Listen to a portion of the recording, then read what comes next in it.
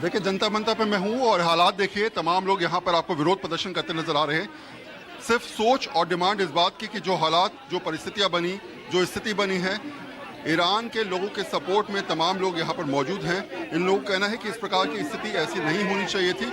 और शायद आप देखेंगे यहाँ पर बोर्ड लगा है, ईरान पर अमेरिकी इजरायली आतंकी हमले की निंदा करें। आप लोग लगातार डिमांड कर रहे हैं। आपको लगता है कि जो मैं नहीं बात करूँ, ठीक है, कुछ और लोगों से बात करते हैं। यहाँ पर तमाम लोग हैं यहाँ पर।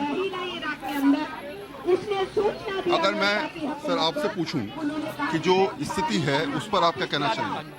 तो अभी फिलहाल प्रोटेस्ट चल रहा है, शायद कई लोग बोलने के लिए कोशिश, मैं बात करना चाहूँगा यहाँ पर लोगों से। लेकिन एक बात ज़रा देखिए कि दोनों तरफ आपको प्रदर्शन होते नजर आएंगे। सामने की तरफ जो है वो एक अलग प्रोटेस्ट चल रहा है और दूसरी तरफ एक अलग प्रोटेस्ट चल रहा है।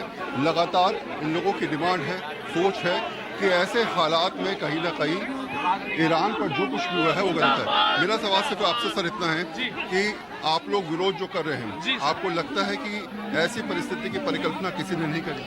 नहीं, ऐसी उम्मीद तो बनी हुई थी, बहुत सालों से बनी हुई थी।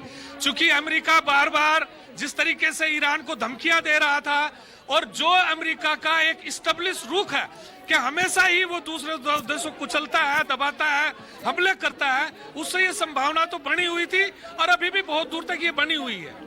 आपको लगता है कि शायद मिडिल ईस्ट में एक दूसरे का साथ ना देना भी ईरान के पतन का या हालात परिस्थिति खराब होने का कारण बना? किनका?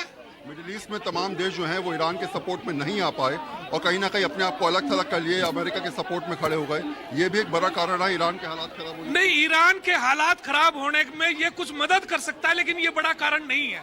बड़ा कारण है कि अमेरिका को अपने बाजार कब्जाना है, उसको तेल कब्जाना है, उसको अपने शासन व्यवस्था को इस तरीके से करना है। आज अमेरिका डूब रहा है, अमेरिका की इकोनॉमी डूब रही है, चाइना उसके सामने खड़ा हो रहा है, रशिया खड़ा हो रहा है, इसलिए उसको तमाम जगहों पर अपना कब्जाबाजी के लिए इसको जाना है। वो कुछ ना कुछ दोस्त ढूंढेगा, कुछ ना कुछ समर्थक ढूंढेगा और उस तरीके से वो हमला करेगा। शायद यही स्थिति है। आप कुछ कहना चाहिए? Long life the soldiery of the working class society, ये क्या कहानी है? क्या आप पूछना चाह रहे हैं, क्या आप कहना चाह रहे हैं?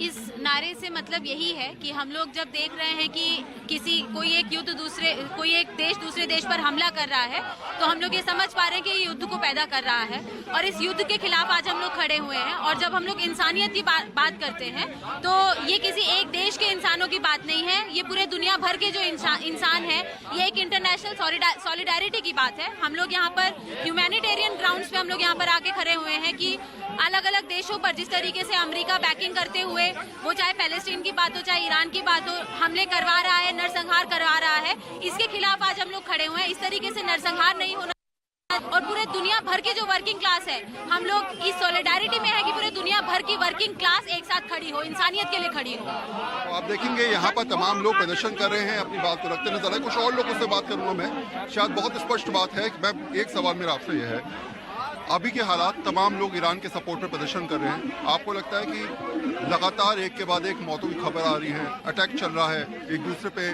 लगातार, पिछले कुछ दिनों में 4 दिनों में ऐसे हालात बन गए कि ईरान इजराइल जो है इराक पर, अमेरिका लगातार बेस बनाए हुए है।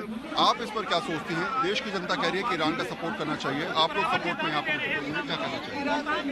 मैं ये कह रही हूँ, एक्चुअली मैं पूरा क्वेश्चन नहीं समझ पाई आपका क्योंकि शोर है, पर मैं ये कह रही हूँ कि हम यहाँ पर अमेरिकी साम्राज्यवाद और इजराइल के द्वारा ईरान के ऊपर हमले का विरोध कर रहे हैं। हम ये भी समझते हैं कि कोई भी देश को कौन राज करता है ये अमेरिकी साम्राज्यवाद नहीं तय करता है, ये अमेरिकी साम्राज्यवाद नहीं तय करेगा। ठीक है, अमेरिकी साम्राज्यवाद ने ये जो अधिकार अपने सिर पर ले लिया है कि वो दूसरे देशों के में कौन राज करेगा, क्योंकि वहाँ की जनता विरोध कर रही है, वहाँ की जनता उसके खिलाफ है, वहाँ की जनता उसकी पक्षधर है। ये बात ठीक नहीं है और हम इसलिए इसका विरोध करते हैं। और जाहिर बात है कि हम पहले से ही ये बात तो तय है कि अगर कहीं पर भी दो देश के बीच में आज की स्थिति में इस तरह की टेक्नोलॉजिकल वॉरफेयर के लेवल पे जंग होगी तो सारी दुनिया घसीटी जाएगी। और जाहिर बात है कि अमेरिकी साम्राज्यवाद सिंगल बिगेस्ट थ्रेट इस तरह से बन के निकल के आ रहा है ना वर्ल्ड पीस को भी, क्योंकि अब ये गल्फ के नेशंस भी के ऊपर भी तो हो रहा है। अच्छा, वो भी जो है उनको पहले से ईरान कह रही है कि भाई तुमने बेसिस बैठा रखे हैं अमेरिका के, तो हम अमेरिकन बेसिस को कैसे मारेंगे। तो ये परिस्थिति है, भयावह परिस्थिति है दुनिया के लिए, और हम समझते हैं कि अमेरिकी साम्राज्यवाद का ये जो हमला है इसराइल के साथ, इसको रुक जाना चाहिए। अच्छा, आपके हाथ में स्लोगन है, मैं देख रहा हूँ, ये क्या स्लोगन है? कुछ नहीं कि down with Israeli aggression, American aggression. कैमरे पे दिखाएं आप। ये इस प्रकार के पोस्टर्स लेके लगातार आप चल रहे हैं। 4 दिन हो गए मैम, 4 दिन से लगातार आप प्रदर्शन कर रहे हैं। आपको लगता है कि कई देशों ने स्टैंड ही नहीं लिया अब तक स्टैंड लेने की जरूरत? भी स्टैंड नहीं लिया, वो भी दुख की बात है। हमारे देश को भी स्टैंड लेना चाहिए। गलत बात है, क्योंकि अगर हम नहीं खड़े होंगे कि हर देश को उसका अधिकार है कि वो अपना उसके ऊपर कौन राज करता है वो चुने, नंबर 1, जैसे वेनेजुएला वगैरह वगैरह।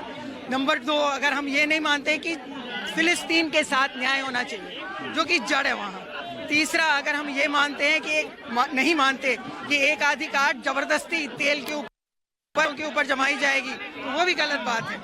और चौथी बात है कि अगर हम इस जंग का विरोध नहीं करते कि आप बातचीत के टेबल को, है ना, उसको एक तरह से डिस्ट्रॉय कर दिया।